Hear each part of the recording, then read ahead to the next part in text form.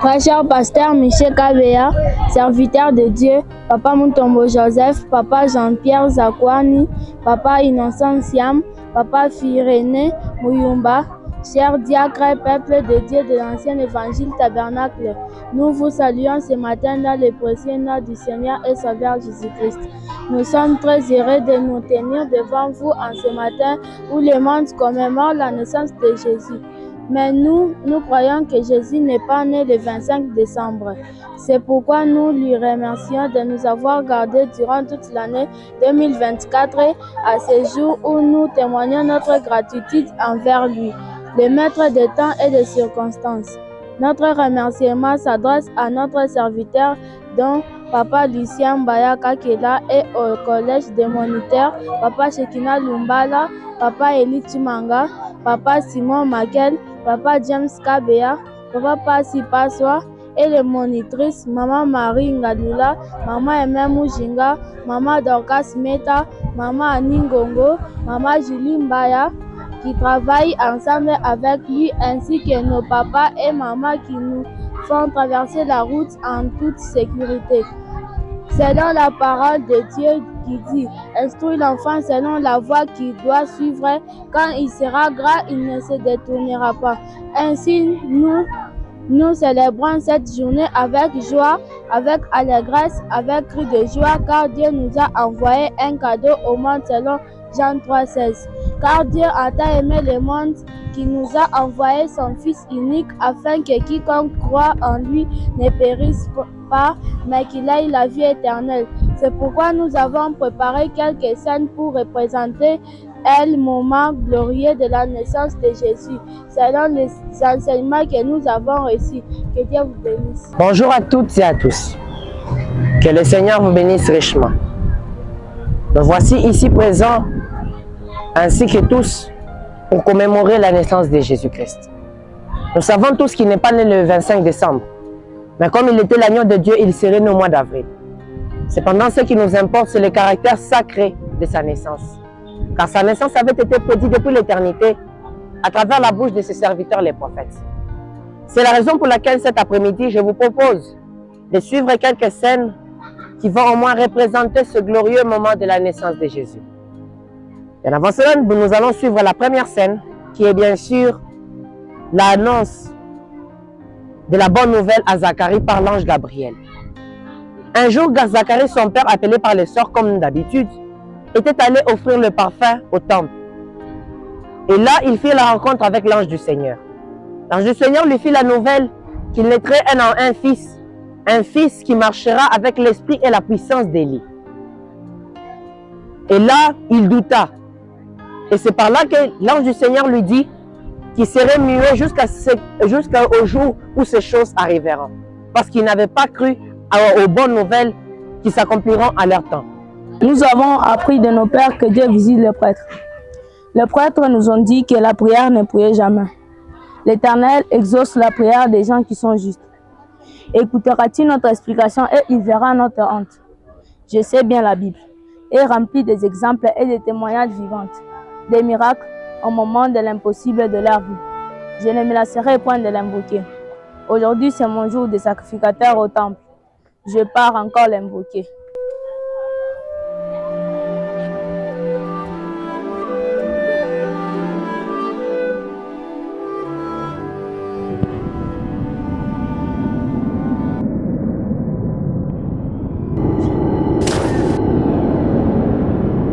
Ne crains point Zacharie, car ta prière a été exaucée.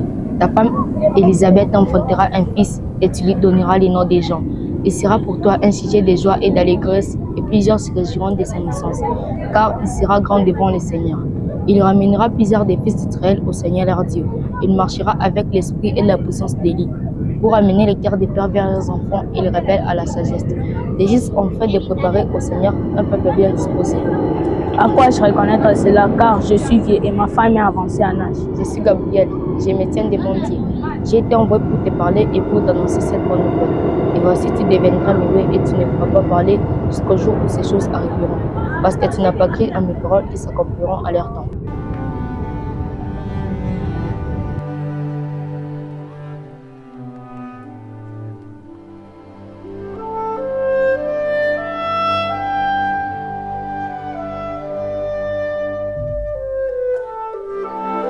Voici à la deuxième scène.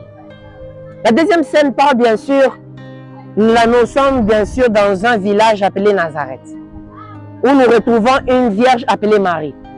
Un matin, se levant de son plein gré pour aller puiser de l'eau, elle fit la rencontre avec l'ange du Seigneur qui lui annonça qu'il porterait en elle le Fils de Dieu sans avoir connu d'homme.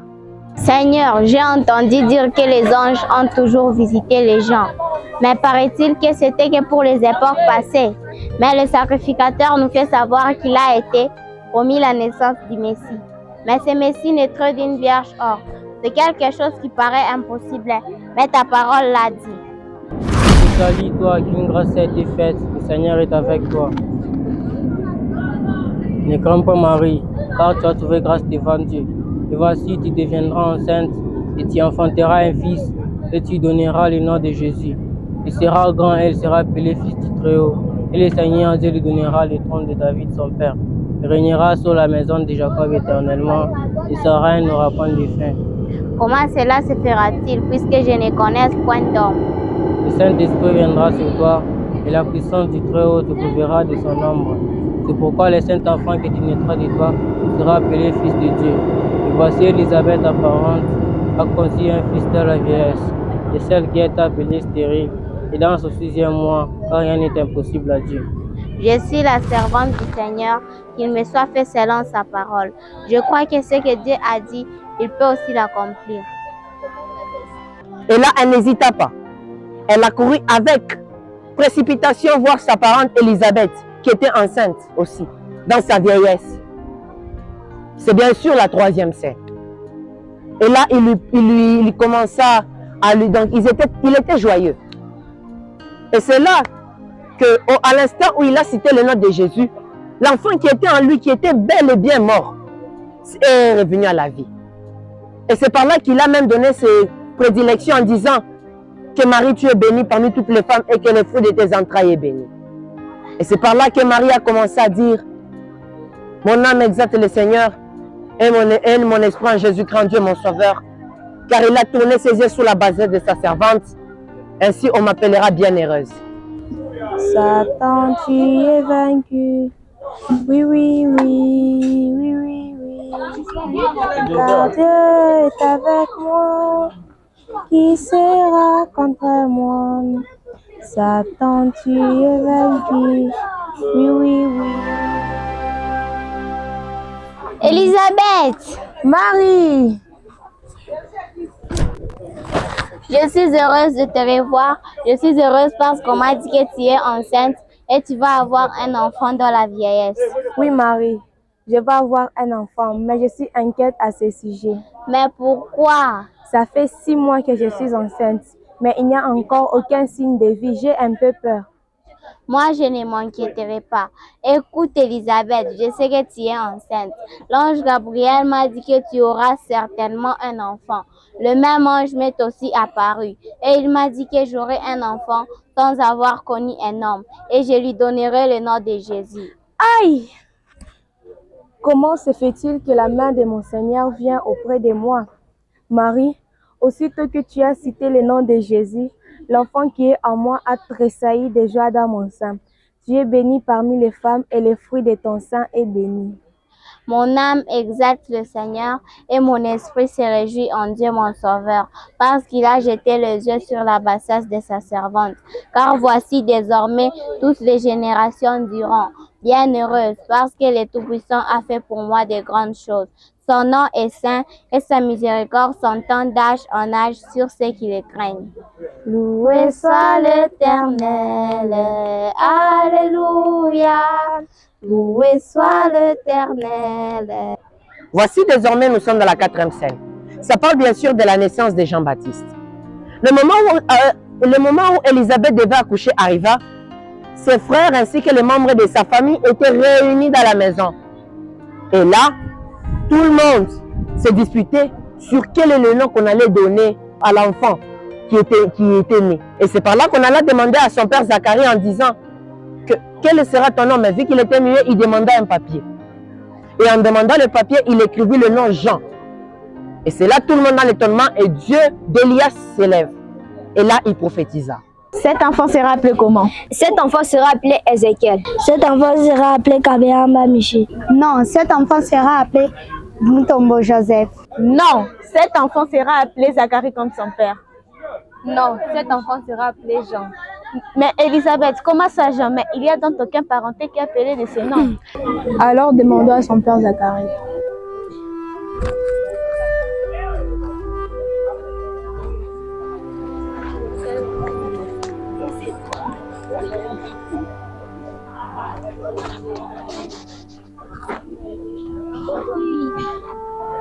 Jean! Oh, mais j'ai peur. Béni soit le Seigneur, le Dieu d'Israël, de ceux qu'il a délivré et racheté son peuple. Comment est-ce qu'ils arrivaient à annoncer cela? Des de ces anciens prophètes du temps ancien, en marchant devant lui dans la sainteté et dans la justice tout le reste de notre vie.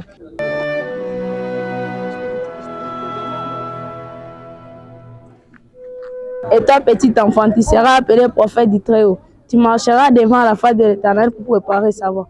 Grâce aux intrus de la miséricorde de notre Dieu, en vertu de laquelle le soleil se lève, nous a visités d'en haut, pour éclairer ceux qui sont assis dans les ténèbres et ceux qui sont assis dans l'ombre de la mort, pour diriger leurs pas dans les chemins de la paix. Amour de Dieu est si merveilleux, l'amour de Dieu.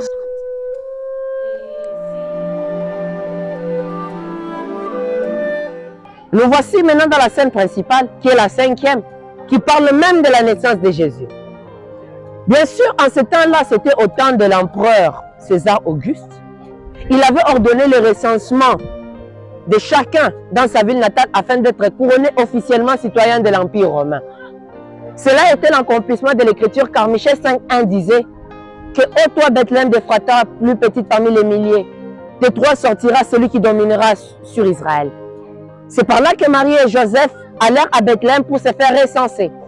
Or là, c'est à Bethléem où Marie eut des douleurs et c'est à là-bas où elle devait accoucher. Mais vu qu'elle n'avait pas de place dans l'hôtellerie, on leur indiqua une étable où se trouvaient des animaux et c'est là même qu'est né, c'est même là qu'est naquit l'enfant Jésus.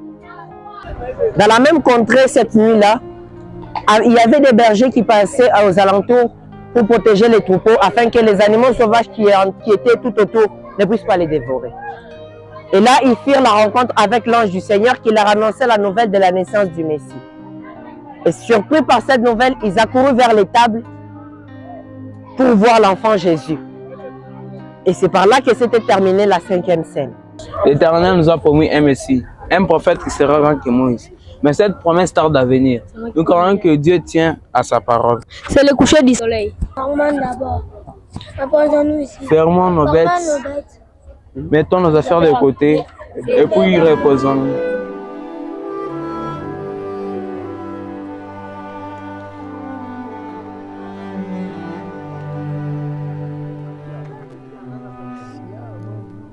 Ne craignez point encore, je vous annonce une bonne nouvelle, qui sera pour tous les peuples. Le sujet d'une grande joie, c'est qu'aujourd'hui, dans la ville de David, vous est né un sauveur qui est le Christ, le Seigneur.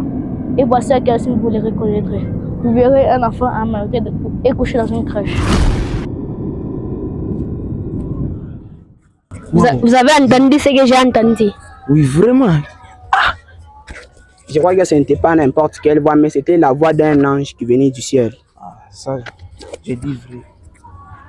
Oui, frère, je suis d'accord avec toi. C'était bien un ange qui nous est apparu pendant notre sommeil. Wow, c'est quelle grâce qui est venue nous attendre. Quelle grâce pour nous, comme le grand Dieu du ciel laisse le souverain, sacrificateur et le roi. Il vient se révéler à nous des simples paysans. Vraiment, gloire à Dieu. Allons jusqu'à Bethléem et voyons ce qui est arrivé, ce que le Seigneur voulait nous faire connaître. Emmanuel, Emmanuel, Emmanuel, Emmanuel.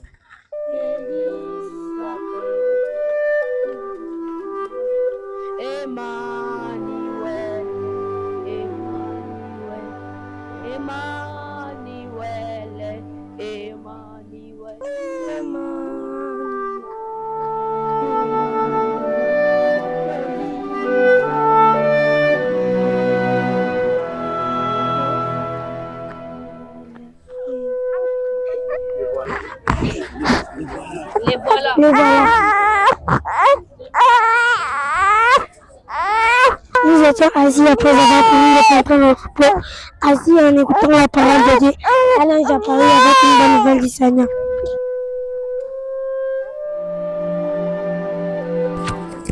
Que Dieu vous bénisse et que Dieu vous accompagne.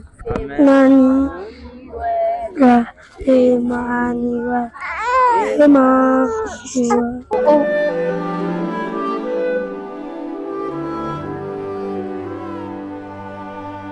Nous voici désormais à la 6e scène qui est bien sûr le prêtre Siméon qui bénissait Jésus. Et là, Marie et Joseph étaient allés au temple pour consacrer l'enfant afin qu'il puisse respecter la coutume tel qu'il était dit. Car il fallait toujours aller le 8e jour au temple pour consacrer l'enfant. Cependant, le prêtre Siméon, quand il était dans le temple, Dieu lui était apparu et lui avait dit qu'il ne mourrait point sans avoir vu le Christ du Seigneur et qu'il ferait de lui un grand témoignage là-bas. C'est ce qui faisait même l'objet de la 6e scène. Et là, en sortant dehors, les femmes il y avait des femmes qui se moquaient de Marie, puisque la nouvelle du fait il avait fait naître un fils hors du mariage. Cette nouvelle s'était répandue et là, tout le monde, quand elle passait, elle était sujet de moquerie. Tout le monde se moquait de lui. Cependant, c'est dans cette moquerie même là qu'elle a trouvé grâce.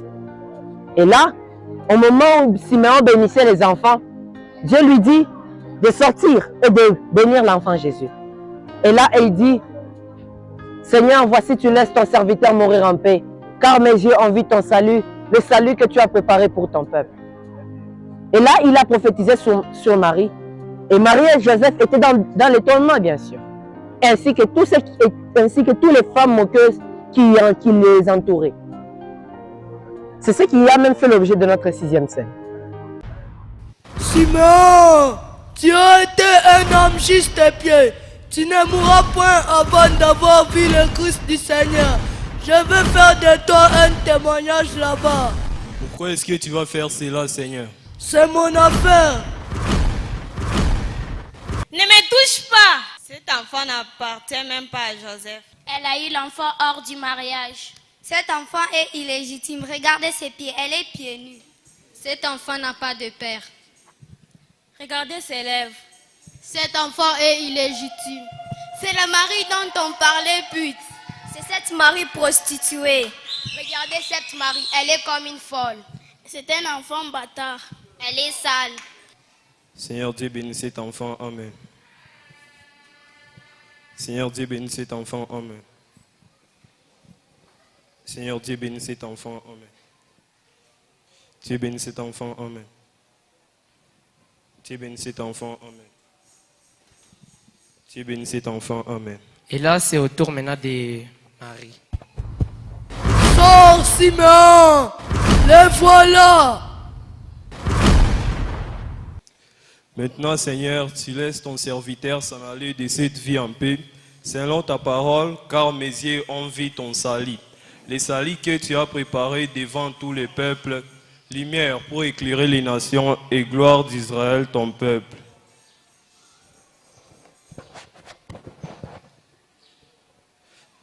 Voici cet enfant est destiné à amener la chute et le relèvement des plusieurs en Israël et à devenir un signe qui provoquera la contradiction et à toi-même une épée te transpercera l'âme afin que les pensées de beaucoup de cœurs soient dévoilées. Siméon a raison. Une épée te transpercera le cœur, mais voici ce qui dévoilera les pensées de beaucoup de cœurs. Nous voici dans la 7e scène. La 7e scène va parler des 3 mages. Après cet événement-là, 2 ans plus tard, il y avait 3 mages, étaient tous conduits par l'étoile et ils se rencontrèrent à Jérusalem. À la recherche de l'étoile, ils se demandaient où est-ce qu'ils pouvaient les trouver. Et là, ils allèrent faire un rapport à Hérode, puisqu'il était le roi de la ville. Et là, Hérode, stupéfait par cette nouvelle, s'est mis en colère. Et là, il dit, il n'y a qu'un seul roi d'Égypte, c'est moi Hérode. Et là, il appela les astronautes pour qu'ils puissent identifier où est-ce que l'enfant Jésus devait naître.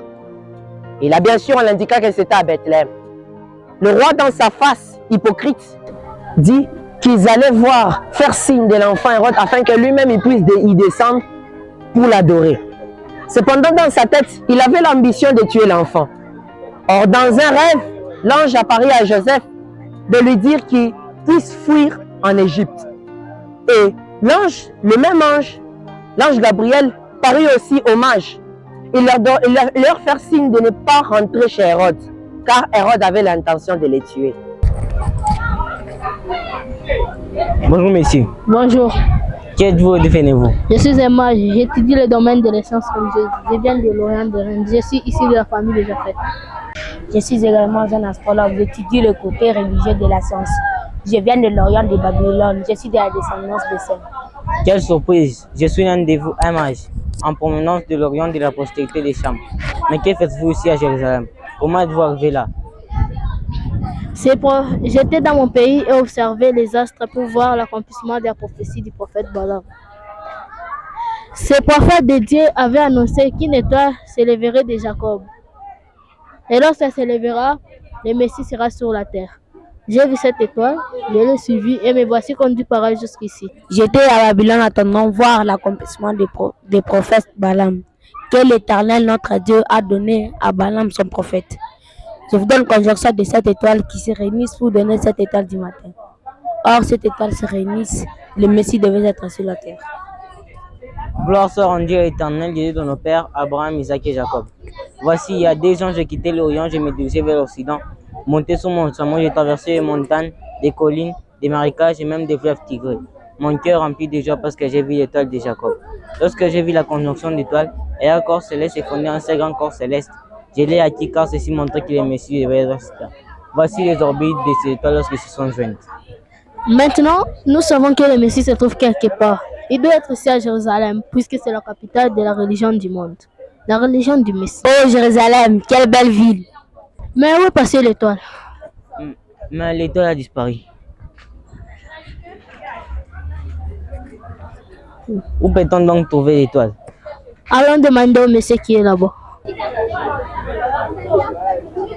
Bonjour monsieur. Bonjour. Mais que cherchez-vous? Nous cherchons le roi des Juifs qui vient de naître. Nous avons vu son étoile lorsque nous étions en Orient et nous sommes venus pour l'adorer. Ah, mais nous n'avons qu'un seul roi des Juifs ici en Jérusalem. Venez, je vais vous conduire à lui.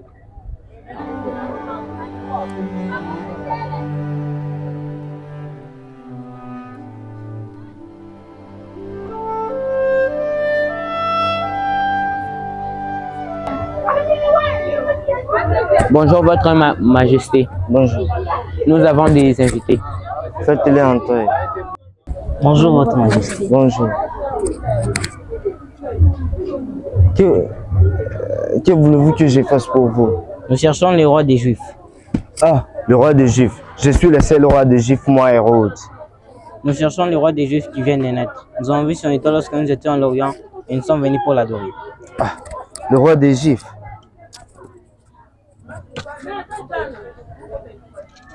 Le roi des Juifs. Faites-moi venir tous les astronautes et les masses de cette ville.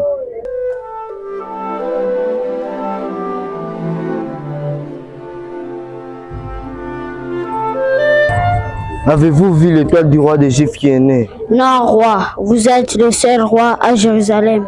Depuis quand l'étoile brille? Il y a 2 ans de cela que je l'ai vu. Hein? Allez à Bethléem et prenez des informations exactes sur les petits-enfants. Et quand vous l'aurez trouvé, faites-moi savoir, frère, que je l'ai su moi-même l'adorer. Au revoir, votre majesté.